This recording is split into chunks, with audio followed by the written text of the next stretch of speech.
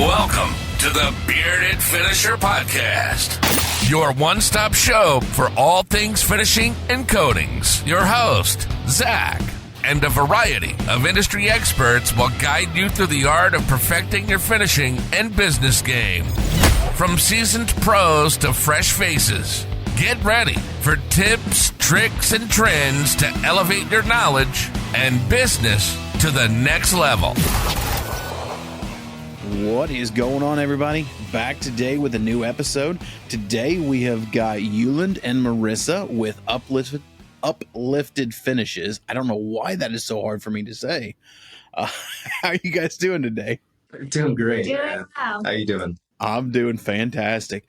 I'm not joking. Earlier you saw the story that I posted on social media, and I probably recorded that 6 times because I kept messing up Uplifted Finishes, and I just like, why am I getting stuck on that? We make you nervous?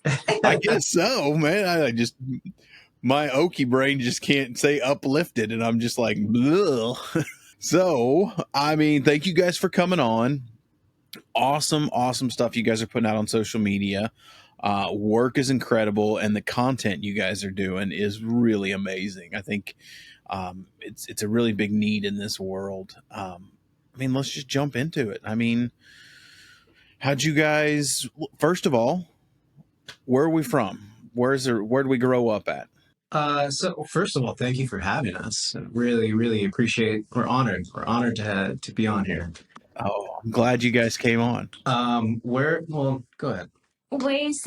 We grew up in Southern California, actually not too far away from each other. And then we moved out here to Phoenix, Arizona about 5 years ago. Yeah, about 4 or 5 years ago now. And now we're in Phoenix area. Nice. So when you say you grew up not far from each other, did you guys know each other as kids? I mean, high school sweethearts, or? We did not. We actually met in the grocery store. One of those random love stories. So we did not know each other growing up or anything like that. We met each other in the grocery store, and the rest is history. So was it later in life when you guys met? I mean, like as adults or as teenagers, or? Yeah, as adults. I was maybe 21, 22 at the time, something like that. And we have a little bit of an age gap. He's 9 years older than me. And yeah, he asked me out. He asked for my number. And I said, all right. I saw him and I was like, okay. I was with my friend and I was like, look, I have to talk to him. And here we are. Yeah. Years and later, and you knew what you wanted, and she did too. So it was a perfect match. Yeah.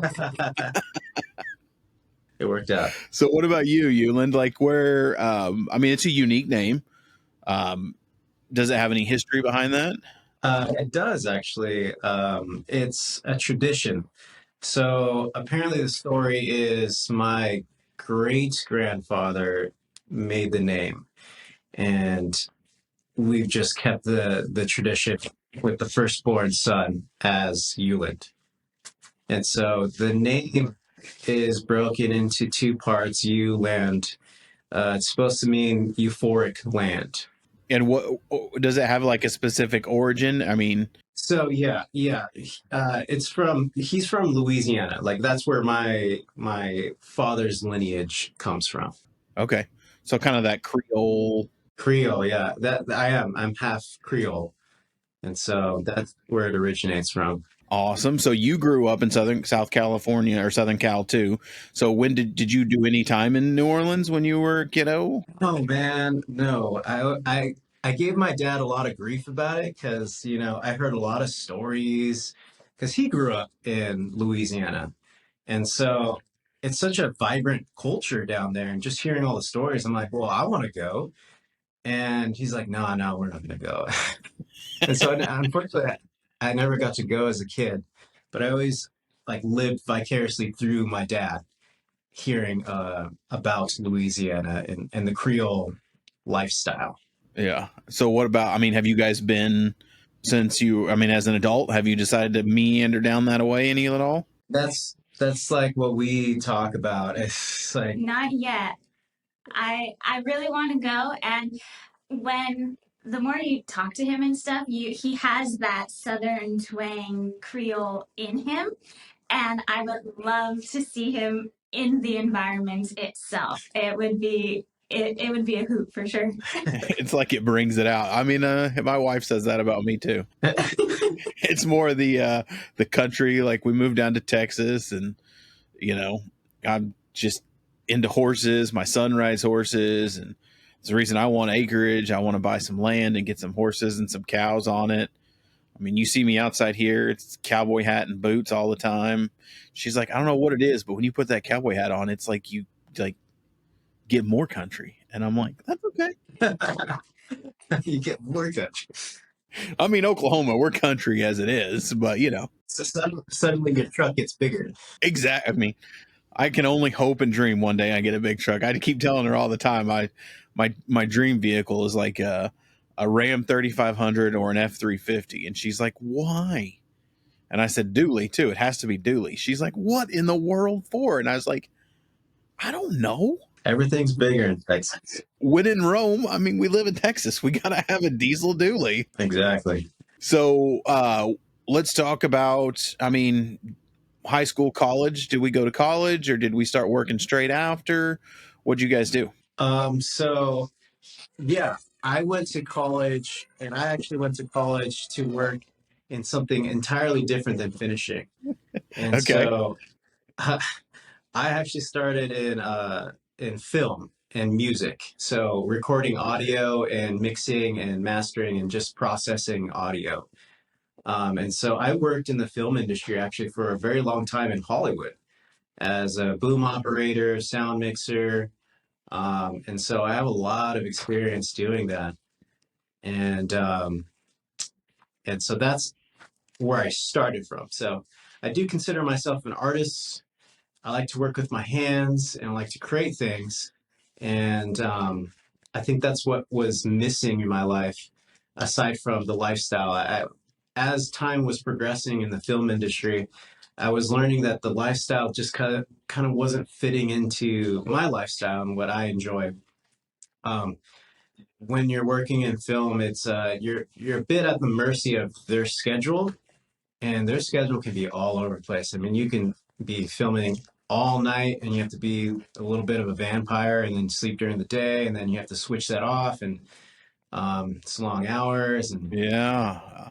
I mean, I feel you because so I went to school for entertainment business is what my degree is in. But I grew up high school, tech theater, building sets, DJ'd for a production company, did lights and sound and stuff, production company. Oh, all right. And so I've been in that world. I was in that world all through high school and loved it. But same thing, liked working with my hands, but it just it started to not scratch the itch. You know what I'm saying? Like it was a lot more go do this, go do that than it was a little, have a little free reign. And I did one tour on a tour bus and that was enough for me to ever no. Not my cup of tea. I did one tour for, I mean, it was like 2 months. I don't see how people do that stuff for years on end. I'm like, you guys are freaking crazy. Yeah. It's a lifestyle. Yeah. It is for sure. And we had Jade on here a few weeks back, and he toured for like 4 years. I don't know if you guys listened to his episode, but I mean, he got married, went on his honeymoon. I mean, I think they went on a little trip. Not crazy, but came home and like he left for almost 2 years on tour. Wow. Yeah, it's a long time. Crazy. Yeah, I mean, no, I'm good. So, what years did you decide it was time for you to go a different route than the Hollywood? I think the hours and the schedule were just kind of wearing me down, and I was trying to see what else I could have fun with, and I started doing furniture. That's how we started. It's originally with furniture, And so I started doing it on the side in between my film gigs, just flipping furniture and seeing what I could do with my hands. And um, the type of person I am is I'll just jump into something and do it. Like I'll just try it. I'm But so he does it with everything. He'll try something and he goes head first in the deep end. yeah, You buy It's all not the just- tools and just jump right in, right? Yeah. Yes. I mean, I don't see anything wrong with that. exactly. Yeah, yeah, Yeah. When he tries something, he's going to give it his all to see how good he can actually be at something. And that's how it led us to here. So how long were you doing furniture and the Hollywood stuff? How long were you dual rolling it? that's a good question. I want to say at least a year, maybe two.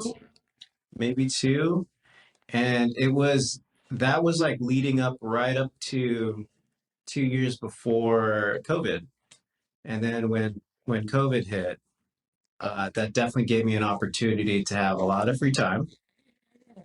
And I dove in even more into like the finishing and just exploring and just more furniture stuff. I didn't know what else to do. I mean, because during COVID, painters were essential. I mean, I was in Oklahoma at the time, and you still got to work. They didn't make you stay home as painters. Construction was considered an essential service, so you got to keep working. Which, we know Hollywood did not, so that probably freed up a lot of time. Yeah, it absolutely did. Hollywood just completely stopped, and we just kind of dove in almost full time essentially for COVID. At that time, we were also remodeling we lived in a condo at the time, and so that also gave me some more practice. I think that was like the first kitchen I ever refinished and painted. Now that I'm looking back at it, Remodeling it during COVID, it was completely gutted. And he's like, all right, let's do this. And we did. It was quite the adventure, to say the least. yeah, Nothing wrong with that. I mean, there was a lot of remodeling going on during COVID. I mean, it was just. I mean, I think most service guys, if you did any type of remodeling, I mean, it was like record years. You couldn't shake them off with a stick. It was just nonstop. I mean, craziness. Distributors were even better. Everybody started realizing everything that was wrong with their homes Yeah. all the time. It's like we used to say that, everyone was sitting around their house going, can't go outside. Oh, that looks like crap. Oh, man, that looks horrible. Man, look at those cabinets. yeah. Has that always been there? Yeah, has it always been like that? That's exactly what it was like. So you guys were doing that, doing the remodeling, and then you kind of got into, I mean, for the furniture, went into the remodeling. So we're talking 2020, 2021 in that time frame? Mm-hmm. Yeah. Okay. And then, so what made the move? I mean, one might assume it was COVID, but what made the move over to Phoenix from Southern Cal? Well, we were actually planning before COVID. It was in the works before COVID. We were like, let's go to Phoenix, kind of get out of the busier city. And do something a little different. So that's what prompted the remodel and everything. And then COVID happened. It kind of the move kind of took a back seat, but it was still on our itinerary. And then we finally got out here in 21. Something like that. Yeah. Yeah, and it's been great. Definitely no regrets of moving. Yeah. Don't miss the traffic. Don't miss the traffic whatsoever. And Phoenix gets pretty trafficy, but it's probably nothing compared to Southern Cal. Yeah. We hear that a lot, but coming from like LA County especially, no. Yeah, like rush hour here, you're still moving. Rush hour in California, it's like a parking lot, when you're on the freeway. No exaggeration. It gets, I mean, I don't know that it gets that bad here, but I grew up in a town called Tulsa, a little suburb, but it's like not even 1 million people in the town and surrounding areas. So you can go from one side of town to the other. I mean, literally nothing is more than, a 20-minute drive in rush hour traffic. That's it. Normally 10 to 15, 20-minute in rush hour. And then we moved to Dallas. And I was like, this is absolutely insane. And then people still tell me, I've talked to, you said you were up there by Dennis, and I've talked to Dennis. He's like, Dallas has a lot of traffic, but it's still got nothing on California. And I'm like, yeah, you just assured me never coming to California. I just can't even imagine. Like we grew up there, so coming here, I didn't know any difference until we moved. Like traffic for me was this normal. It takes 45 minutes to get anywhere, right? Apparently not. That is crazy. So you guys are liking it in Phoenix now. And when you moved over to Phoenix, did you do any sort of the video and film stuff there, or was it all on your own finishing? It was all in the finishing. I kept it in my back pocket. Like I still have my equipment and my gear. And I kept that in my back pocket as a safety net that I could jump to, but I wanted to focus more on this direction and this new direction. And so when you don't have plan B, plan A is going to work, right? There is no option. That's many of the business guys out there will tell you, but when there is no plan B, you got to make plan A work. Exactly. So let's kind of jump into a little more current. You guys are doing mostly remodels now. Do you guys do any new builds or new construction, or is it pretty much all repaint? We do kind of a mix. We haven't done a full rebuild, but we've done a full new build. Yeah, a full new build, like a new house. But we've done remodeling where they're new custom cabinets. So it's not technically refinishing, but just finishing out the custom cabinets for a new remodel. Okay. Do you guys do any type of architectural rolling out walls and case and trim in the houses, or are you pretty much strictly sticking to cabinets and are you still doing furniture, I guess? Strictly just the cabinets. That's our focus.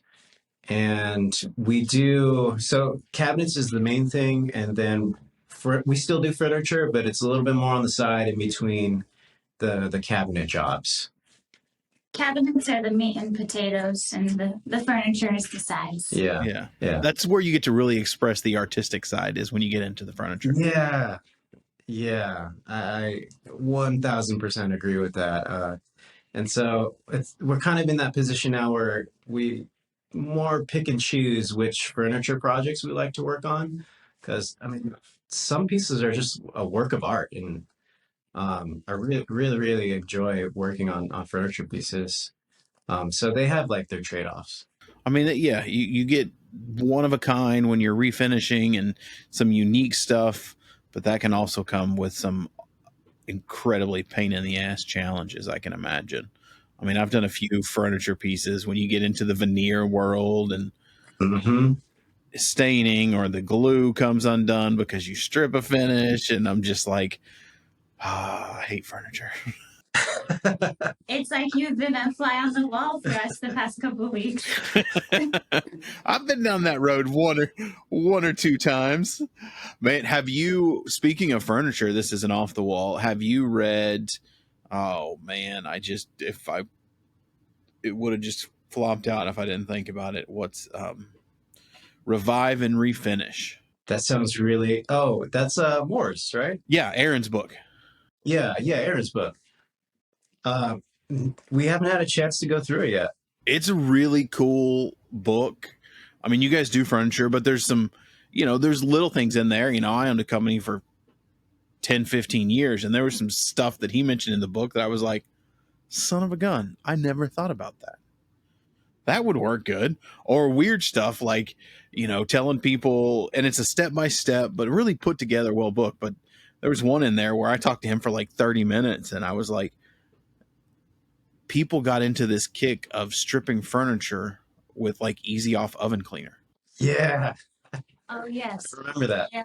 I'd never heard of that in my life, and he's telling me all about this and what the the ammonia and all the different stuff in that cleaner was doing to like the wood that people were using. And I'm like, well, duh. But he was like, dude, I can't tell you how many people, when you couldn't get the good stripper anymore, the methylene chloride stuff, everyone was reverting to whatever they could find. And I'm just like, that's just absolutely insane. But yeah, I mean, it's a really cool book of how he put it together. It's almost like a great coffee table book uh, that people look at and then they go, nope, I'm not redoing furniture. How much would you charge me to redo this furniture? But yeah, Aaron's a really cool guy. Did you guys meet? Have you guys ever met with him? Because he was in California too. No, that's what's funny is during the time of us moving, I think that's when we kind of ran into him online. And so just the timing of it. But he did send us chapters before releasing and everything. So we did get to look through a little bit of it. It does look nicely laid out. I really like the layout and like it seems very digestible. Very digestible and very his art designer on there. I give her huge props. Very artistic. It's like a nice coffee table book. It's not like a book that you would want to use as a manual and sitting in your shop. The way that he put it out and the pictures and stuff, I was like, man, that looks like a nice book you would have on your coffee table and people would take a look at it. It's really cool. So now we're into cabinet finishing. We're kind of into the current times. So I guess I'm looking at your social media here, your Instagram page and your video, the content. I'm guessing that is a lot of that scratching that itch from the Hollywood side because it's edited, perfectly. Thank you. I can't take credit for that. That's all Marissa. She does the editing. I will say it's with my direction. So I guess there's that. It's just very well put together and very informative. Like you've got a good structure to it. And I think it resonates with people and the other thing that I tell people all the time when I'm looking at people's social media and they're asking me for help, what you guys have mastered, it's like, get in front of the camera. People want to know who they're buying from. People want to know who's showing up to their house. Exactly. Yeah. I don't think I talk good. I don't look good. And I'm like, I don't care. You could be ugly as a pug because I think the dogs are hideous. People just want to know the person they see on social media is the person knocking on their front door. They feel like they already know you because they've watched 25 of your videos. Exactly. They don't care if you're missing teeth. They might, but they're not going to tell you. Yeah, and that's exactly the reason why we do it. It is more work. It can be challenging at times to keep up with it. We do our best. We don't get everything. We don't document all the tiny little nitty gritty things, but we do our best with when we can. But yeah, going back to just being in front of the camera, we think it's very important to show who we are and show how we're working, and so you can get a feel for who we are without even ever meeting us first. That way, it's not just random photos of kitchens and some guys, which is it's fine. Some guys like to just point the camera away, and maybe you'll see an arm in the frame and like pointing to stuff. You know what I mean? Like they're saying, oh, we're redoing this and doing that, and but you don't ever get to see the face, and so it's hard to connect with that person if you can't see them ever. 100%. So, yeah, that's why we really, really focus on just turning the camera around, and so you can see us, and we can kind of connect through this digital media era that we're going through. Yeah, it's what everyone wants. They want to connect with, and you guys do a great job because as I go through here is, you see pictures about and videos about kitchens that you're remodeling and you're on camera, but you also slide a little bit of the behind the scenes in there, and then you even slide a little bit of family in there. I mean, it's like, I was taught when you get in that social media world, it's like you got to turn the camera around. They want to know you. They want to get inside your family. They want to feel like they're friends. I mean, that's how you organically grow the social media. Like, put your kids swinging on the swing set, or you're going to family dinner all in the car, but that's the type of stuff that really resonates with people right now. I mean, and it probably will change in a week or two, who knows. But that algorithm's all over the place. Yeah, but man, I just wanted to give you guys props on that one. And you got a great following. I mean, that's amazing. 13,000 followers. That's incredible in the painting world. I mean, it's such a small community, and I talk to people and they're like, I've only got 1,000 followers, and I'm like, what would you do if you were in a room and there's 1,000 people just waiting to hear what you had to say? And they're like, crap myself. And I'm like, welcome to social media. You have 1,000 people that are interested. 1,000 people is a lot of people. It doesn't have to be huge, but it's people that want to know what you're doing, and that's who you're talking to. So yeah, it's a fun game. Especially if you're doing social media as a way to get to like generate new leads for your business. It's not necessarily about the number of people, but the quality with that number of people. You could have 1 million followers and only get one job a month. It's more so about the quality of the followers, and I think that's something that we try to focus on, to build that relationship with our quality followers. And as you were saying before, like we really try to make sure that our faces are on camera, and we sprinkle in our family life and everything like that too, because it just adds to the quality of the relationship that we have with our followers. So I think that really, really helps. 100%. So are you guys, and this just popped into my head, it's a wonderful thing about this, are you guys doing most of the work yourself, or do you guys have some people that are doing the work for you? How's that shaping up for this year? So it's just us two doing all the work. Just us two. Now mainly him. He's all the hands-on. He's the meticulous perfectionist, super detail oriented, all of those things. Like how he was mentioning, I edit the videos with his guidance. I don't think they would be as good if it wasn't for his guidance, because he's very much, no, it can be better. It can be better.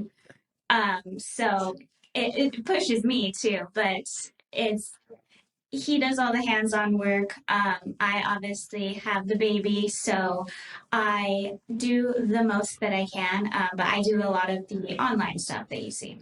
Yeah, online. And hey, there's a whole back end to owning a business that really sucks, and it's awesome to have a partner to help out with that. I mean, I remember when I used to had my own business. I mean, you work all day and then you go home, and if you're the one doing the work, you're up till 9 o'clock typing invoices, typing estimates, returning phone calls, making sure you get materials ordered for the next day. So, I mean, that's a huge help to have someone like that, have that back end help. That's amazing. Yes. Yeah, I agree. It's definitely helpful to have her doing all the admin stuff for contracts. And so while I'm working with my hands, she can take care of, emails or getting back to people, text messages, all that stuff. And so eventually the goal, though, is to have some guys under me. So but just a small crew. I'm not really interested in like a huge company or anything like that. I'm thinking like 3 to 5 guys. I'm just looking for guys that can produce really good, high quality finishes. I guess I'm not interested in trying to provide, just something fast and quick. Like I want it to be good. my father-in-law mentored me, and I tell a lot of people, like, when he mentored me into this painting world, I mean, he's been doing it for 30 something years. I mean, he built more than one painting company and tons of other companies as an entrepreneur. And, he had to, I mean, I was kind of tough headed. I mean, I'm a dude. We're not, what dudes aren't mainly really pretty stubborn, but there's only two ways. You can do more work or you can charge higher prices, but you're doing something with your hands. You're not selling widgets. So you can't make any more and have a backstock, have someone else make them. It doesn't work. Like, the only way to make more money, charge more per hour or do more work. And to do more work, you got to have more people. So he was always in the mindset of, get the most for the hours that you have, and we built our system around 2,000 hours a year per person. That's how many hours I got to sell on average. So for each guy, I've got 2,000 hours to sell. So I want to get the top dollar, the highest dollar I can for that 2,000 hours. Otherwise, you're not putting in that much profit in your pocket when someone else is doing the work. So it's not it's a fine balance. You got to make sure you don't price yourself out of the market, but you can see that pretty quickly. I always say, if you go charging $200 an hour, you're going to find out real quick that your schedule goes down really fast, or depending on what you're doing. Right, and I agree with you. We tried the volume thing, like, just if you lower your price and you get a lot of work and you just pump out a lot of projects. It's just too much. It's just too stressful.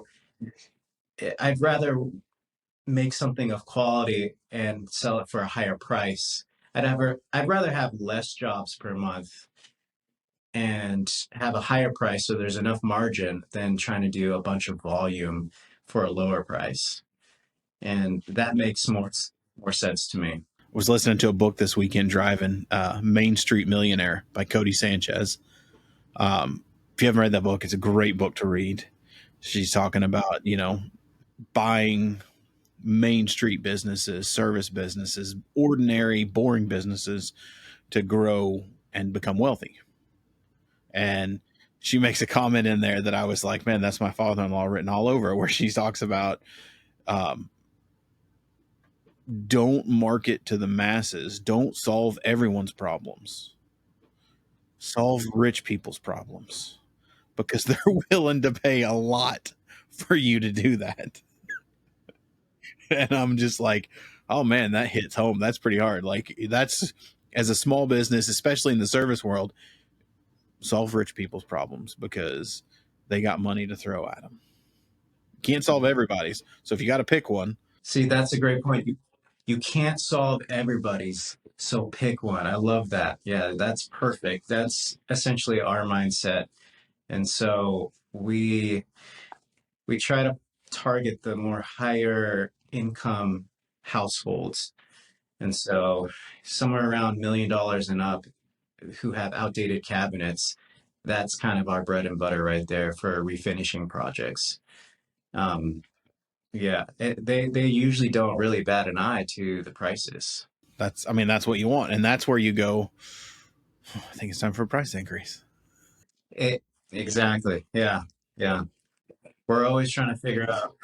Yeah, it's always that game. I mean, what was interesting is I tell people all the time when it comes to pricing, and this is something I urge anybody's in a market to do, is make friends with the other high-end finishers. I mean, in my town where I grew up, where I had my company, there was like 4 or 5 of us. I mean, it probably happened every other month, but we try to go to lunch every month and we just talk. I mean, there's plenty of houses out there for all of us to paint. There's no way you're going to saturate a market in the painting world because there's so many things to paint depending on what you're specialized. But we'd go to lunch, try to go to lunch once a month, and I'm 6 weeks out right now, and I'm 4 weeks, and hey, did you bid on that one? Yeah, I bid this much a square foot. Oh yeah, I was 10 cents higher, and then the other guy's like, I'm only like 2 weeks out, and you're like, hey, well, if you go bid on this one, are you bidding on it? Yeah, next week. Well, you know, we bid this and he bid this, so bid this and you'll get it and get back up there. Or it'd be like, guys, I think I'm ready for a price increase. I think we need to up. And I'd be like, I'm going to go up to $75 a man hour. And they'd be like, okay, I'll go up. Okay, I'll go up. I mean, it's like the saying is, you know, there's collaboration at the top, competition at the bottom. So you want to create that collaboration atmosphere among your competitors, because all it does is make everyone better. Right. Right. Exactly. He's constantly talking about this topic. Yeah, I love talking to other finishers, especially in our area, right? So every market's going to be a little different. Um, and so I love talking to like the local finishers and just getting a feel for the market, where they're at. You know, not everyone wants to talk about prices in their business, and that's fine. Um, I love to be, you know, I'll be transparent and tell people my prices, because I think it's a good thing for the community as a whole for us to just constantly be talking about prices all the time, because we're always I mean, inflation's always slightly going up, right? And so you always have to kind of adjust to that, as well as what's going on in the world. And so, well, and then you look at it and you're like, you know, I need to go up hourly rate, whatever it is. Let's just say an average of $500 more per job. If someone's going to say no over $500, do you? yeah, $500 over like 5-6 grand, like it's not. Is that your That's not a demographic? big difference. Yeah. I mean, yeah, it makes a huge difference. And one of the other one, I'm curious to get your input on this one that I have always did is, you know, I knew what it cost me to operate, and I had everything broken down to, it was all about hours. That's what we're selling. You know, you're selling a service that's based on hours. There's only so many hours in a day, so many hours in a week. An employee's only going to work X amount of hours. So that's what you're selling is hours. So every job, and I catch a lot of flack by this one. Got a lot of comments on the two sides of it. Like, I always did 2-man crews. I don't think anything over 2 guys is effective. Someone's hiding, someone's not working.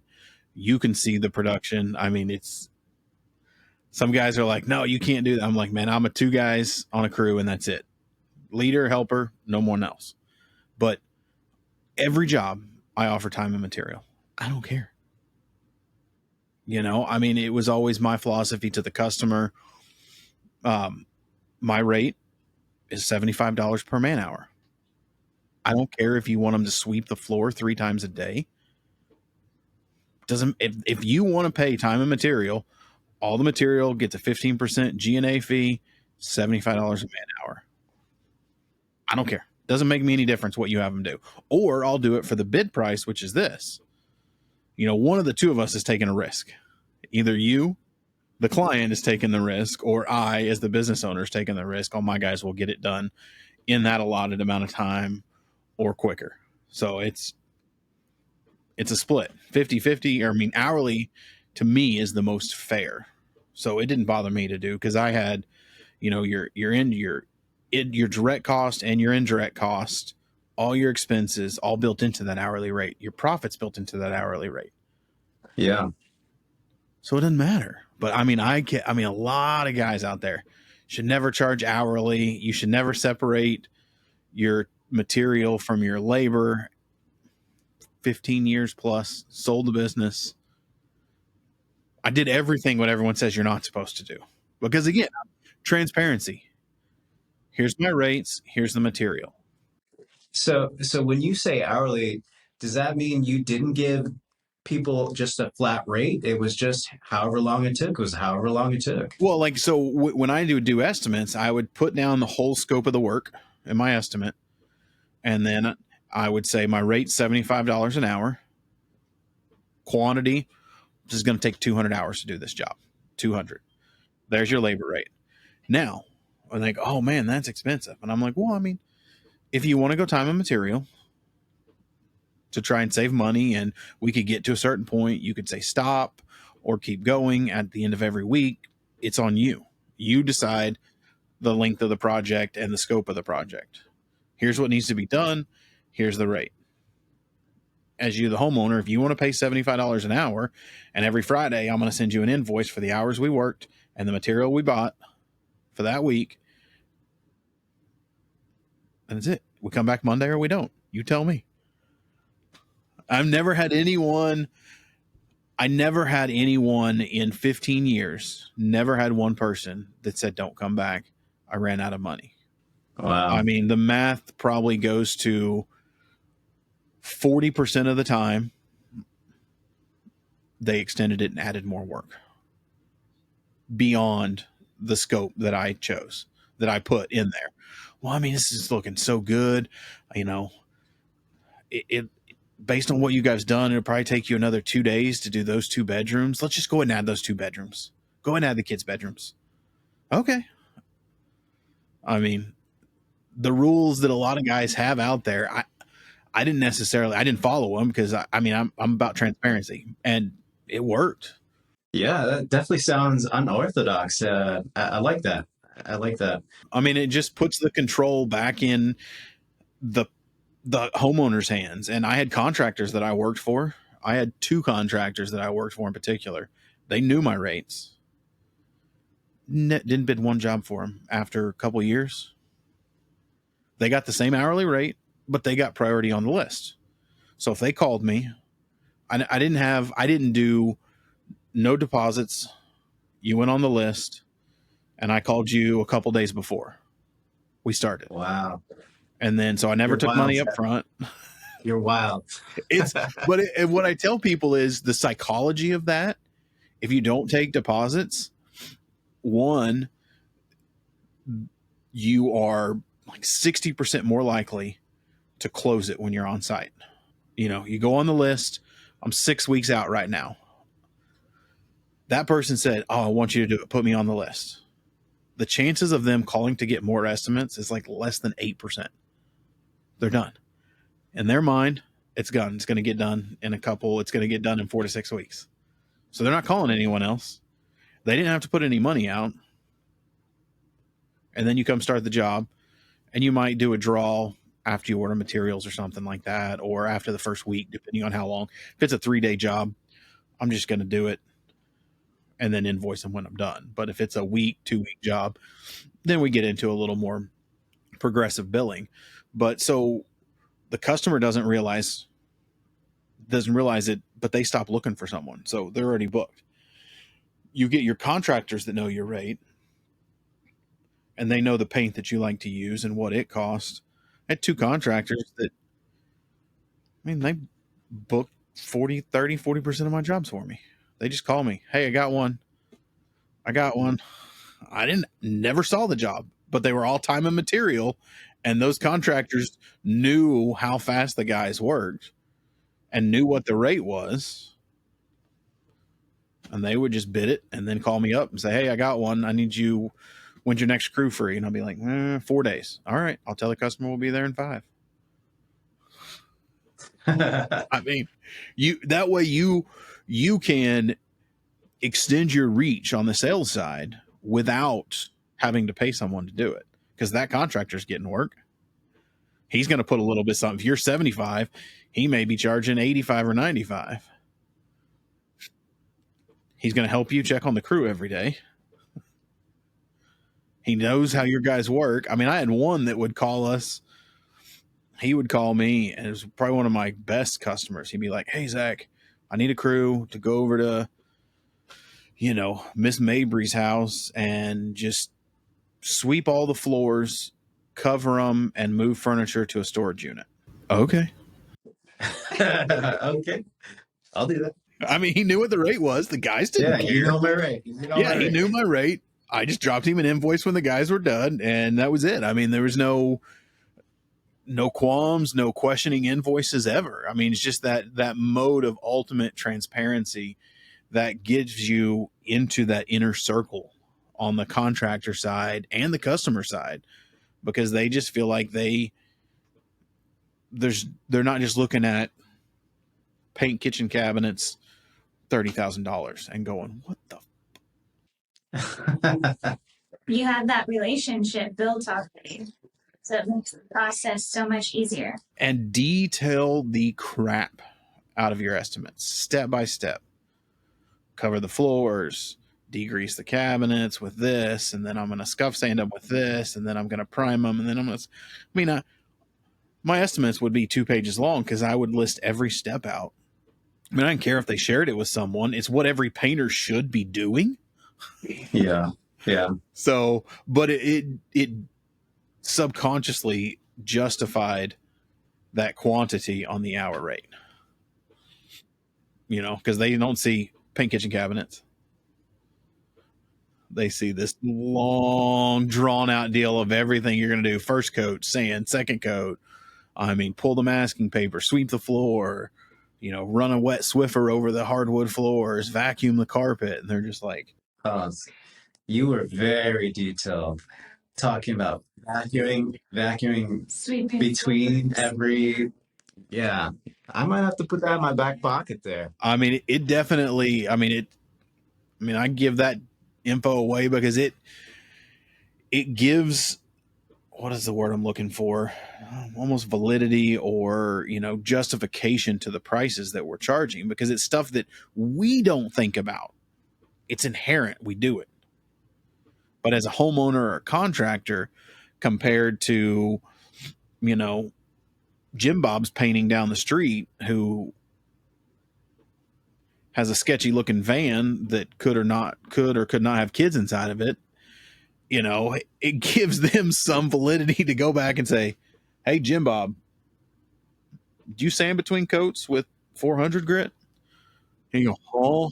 You would put down to the grit of what you would sand with in between. Wow. Wow. Yeah, raw wood, I would say 150 to 220. And then in between primer, I would say like 280 to 320. And then finish coat, I would say 400 plus.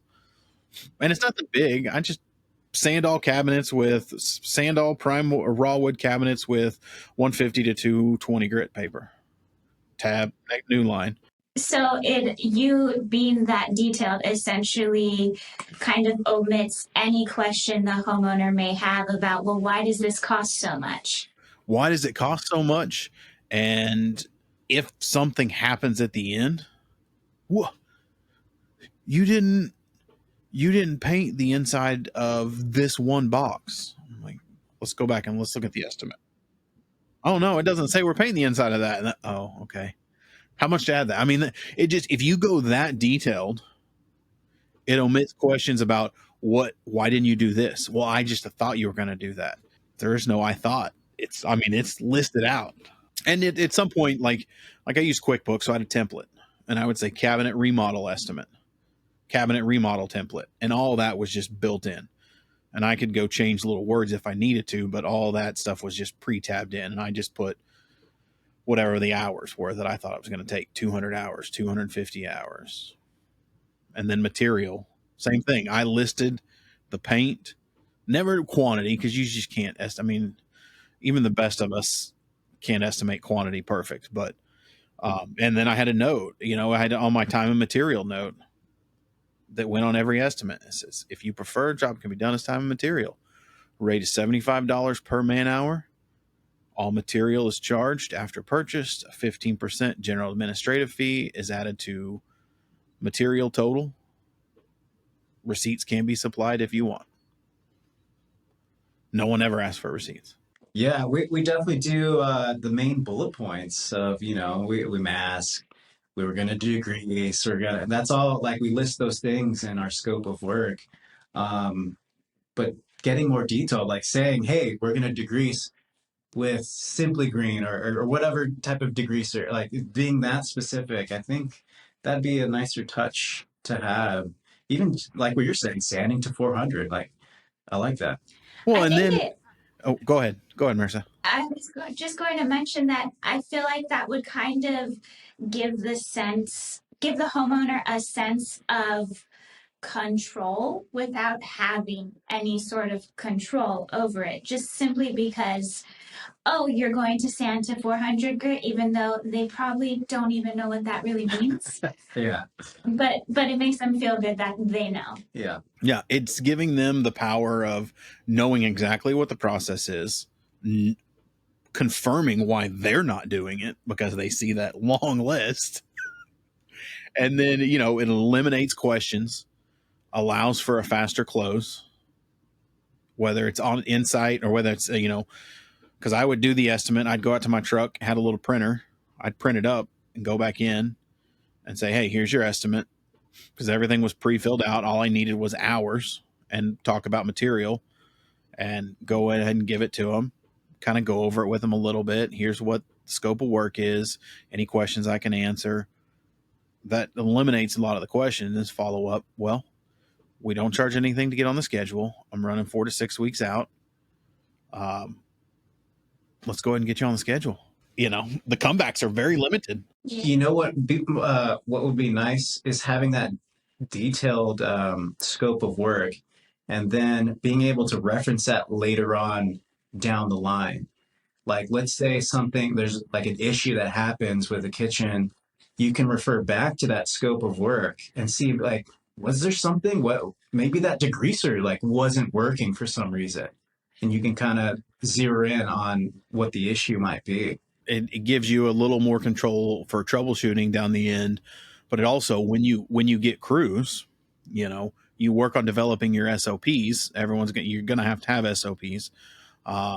But every time I would do that, customer would have a copy, and then I could print a copy with no pricing. And it was the game plan. Tape it right on the door that's not being painted or on the fridge. Crew knew exactly what the homeowner knew.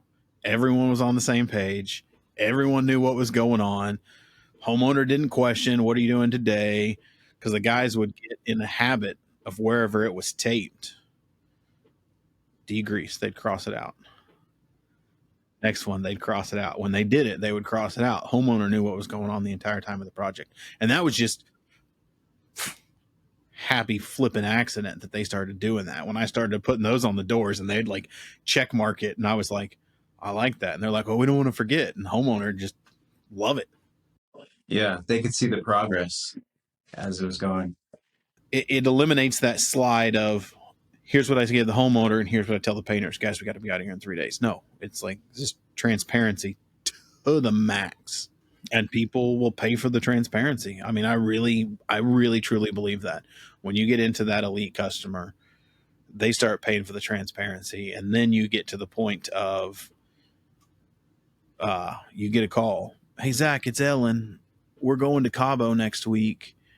There is a 2-page list on the counter, keys under the mat. Here's the alarm code. Can you get it done by the time we get back?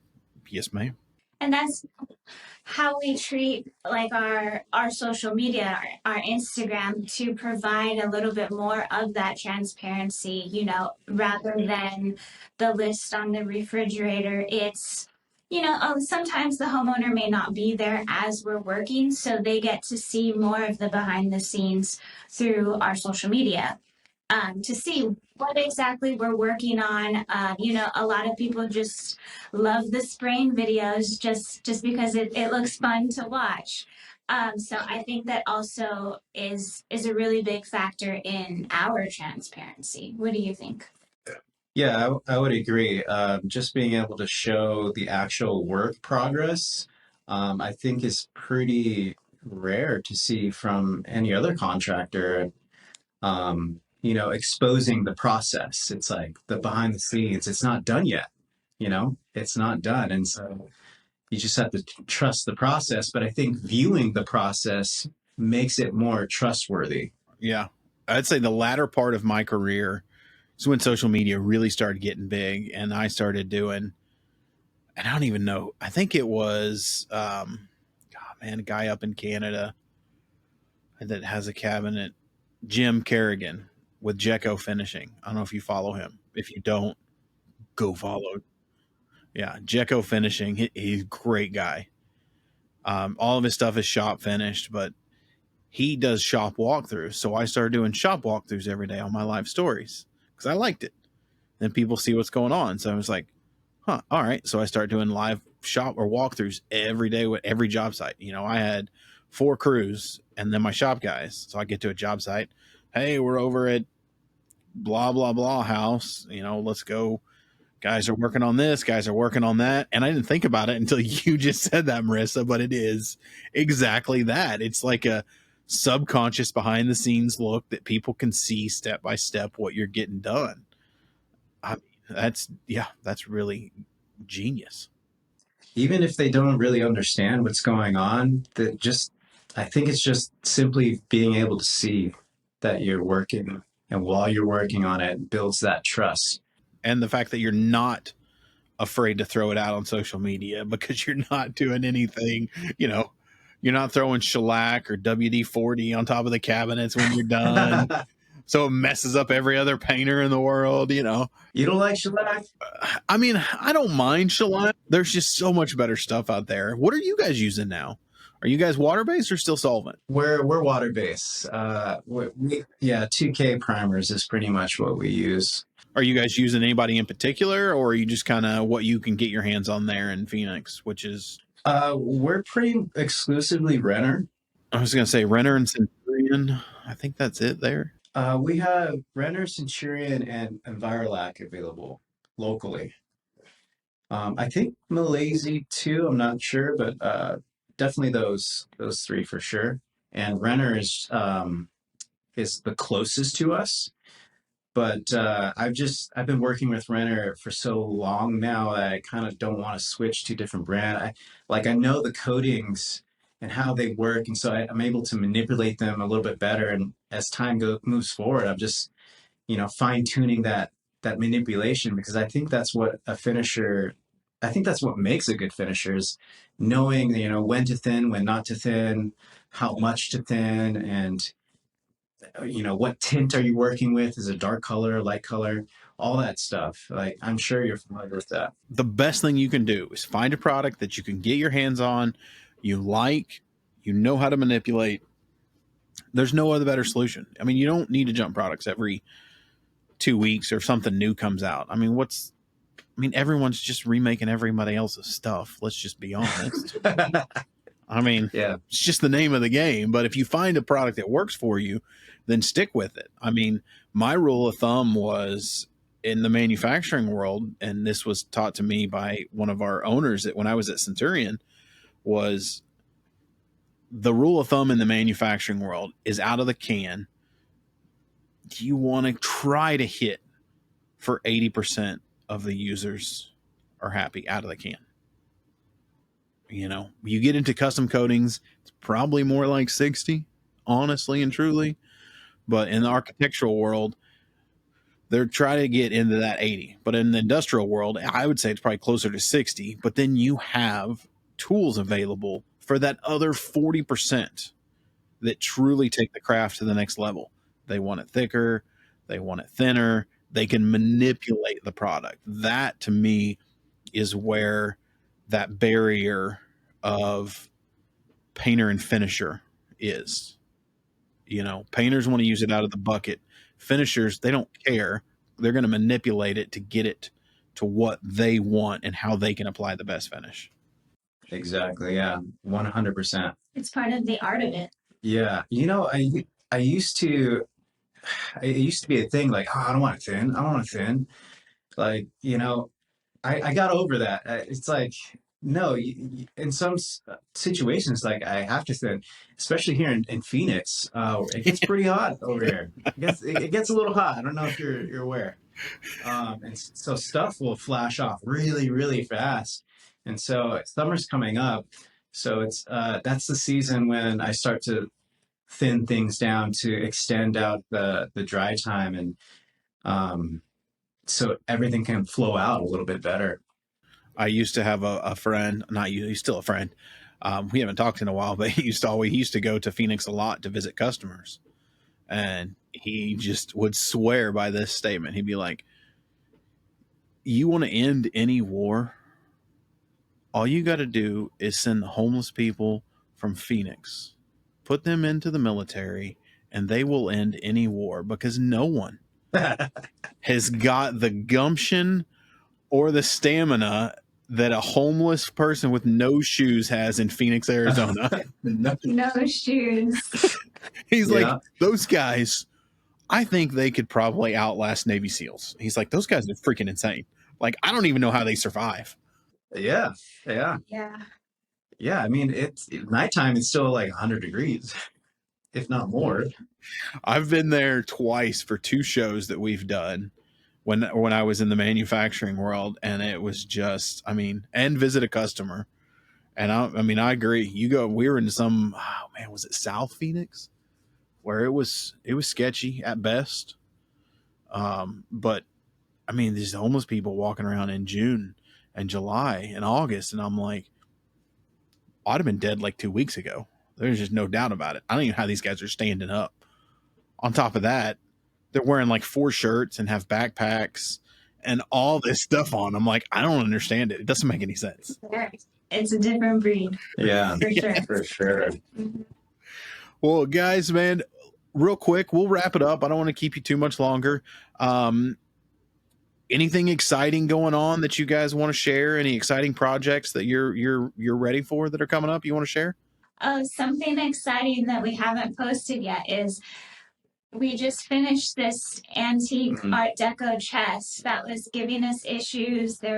We had some contamination stuff going on. Oh, okay. And it was just a whole slew of things that we had to figure out to get it done. And there's like 4 different species of wood within one chest, trying to make it look all the same color. But we did it. And it's done, and the customer was thrilled. That we haven't posted the photos yet. Oh, I can't wait to see it. I'm excited to show it off. It's one of our favorites for sure. It's really, really beautiful. I feel very proud of it. Yeah. I think that's probably one of my favorite projects I've ever done. I'm just a big walnut guy. I love walnut. And I'm just really proud of that one. So we have that one to show off. There's a potential job that I'm kind of excited about. I just made samples for it yesterday. So if we do end up getting that one will be cool. They're doing it's a bathroom, and the whole bathroom is like a Gatsby vibe, like 1920s Gatsby vibe. And so it'll be kind of fun to work on that project if we get that one. Oh, that'll be cool. That'll be cool. I'm with you on walnut though. Walnut is definitely one of my favorite kitchen that I ever did in my finishing career was double beaded flush inset cabinets. So it was all smooth. It had a bead on the outside, a bead on like a shaker, double bead, flush inset, beautiful cabinetry, all painted like a mute white. Every single drawer box and the interior of all the cabinets was solid walnut.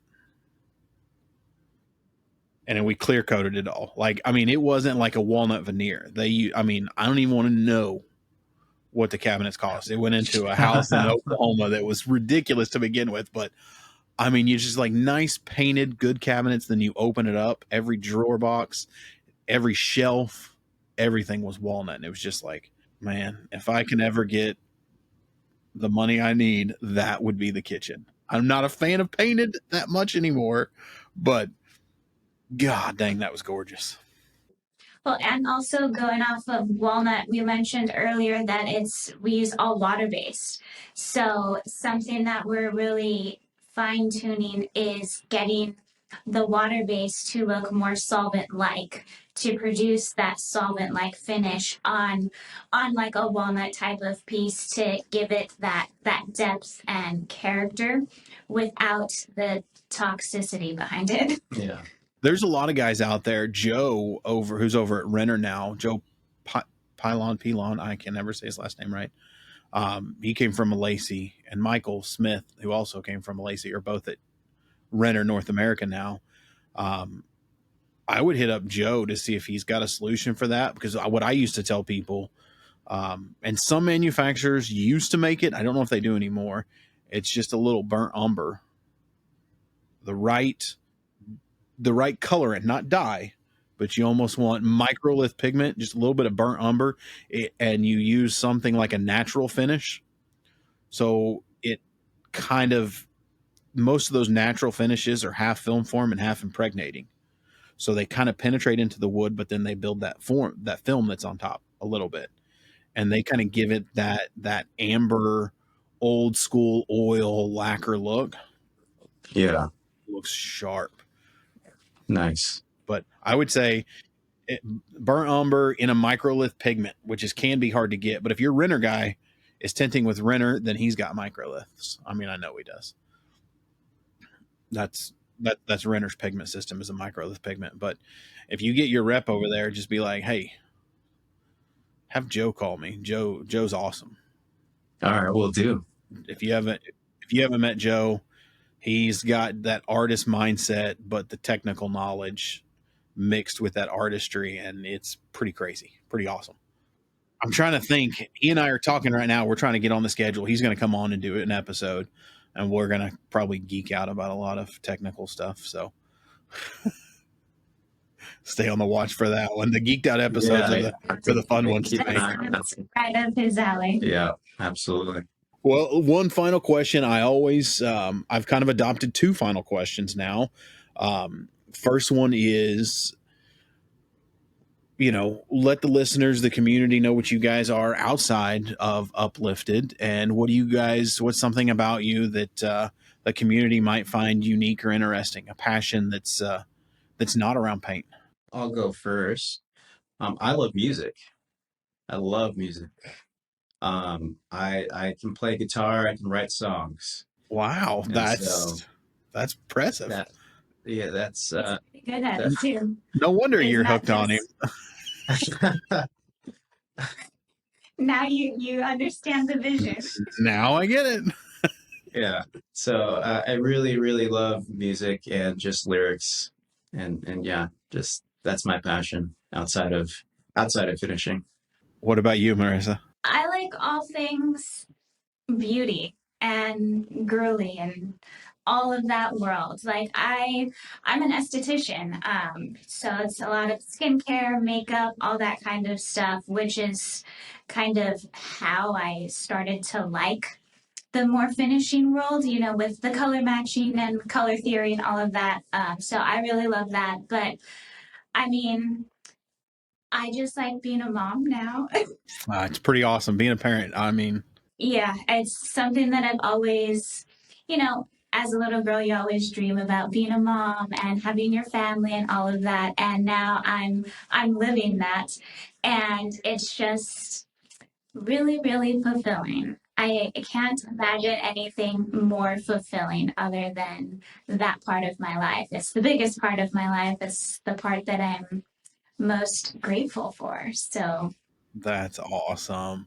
And then my final one, I always mess this one up. If you could go back to your 19-year-old self with the knowledge that you have now, what's one piece of advice you'd give yourself? I mean, it could be something simple. I mean, just something that there's a lot of young kids out there that are listening to the show trying to figure out what they want to do, or they might catch their dad listening to it. Who knows? I would tell myself to not be afraid to go against the grain of what everybody else is doing.